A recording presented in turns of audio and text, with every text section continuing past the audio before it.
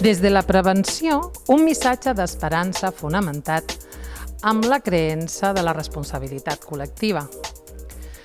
Com a equip, aquest any hem començat amb una activitat frenètica, que s'ha centrat bàsicament en tot el que es refereix a la formació respecte a la tecnologia, a l'estat emocional i a la branca sanitària. Per què? Doncs a nivell de tecnologia per garantir la gestió del dia a dia, tant sí aquí a la classe com a casa, dotant-nos d'aplicacions que ens faran molt més fàcil el nostre treball. A nivell emocional, ens facilitarà també aquesta formació l'acompanyament tant de l'alumnat com fins i tot entre nosaltres. I sanitària, per tal de poder detectar l'estat en el que es troben els nostres alumnes. Ens hem de conscienciar que tornem a una escola que no és la mateixa escola que vam deixar, però sí que es una escuela segura. Hola, soy Jennifer, soy la nueva enfermera de la escuela y aparte de mis funciones típicas de hacer curas, de hacer seguimiento de los niños que tengan enfermedades crónicas, también me voy a dedicar a gestionar esos casos de posibles coronavirus.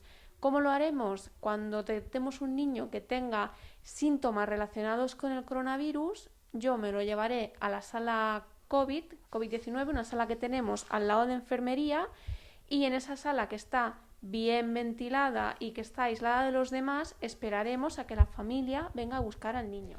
Des de l'Escola Esportiva us volem donar també la benvinguda amb aquest curs 2020-2021. I en primer lloc el que volem fer és reforçar la idea de que l'esport és salut.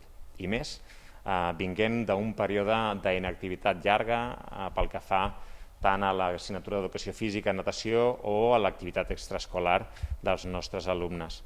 Tots els nostres equips, igual que tots els departaments de l'escola, s'han format per tindre un bon coneixement del Covid.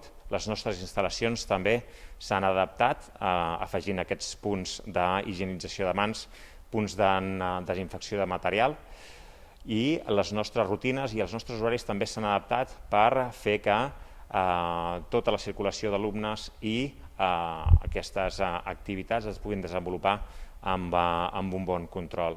Des de l'educació infantil a totes les famílies del Llor us volem desitjar un bon inici de curs.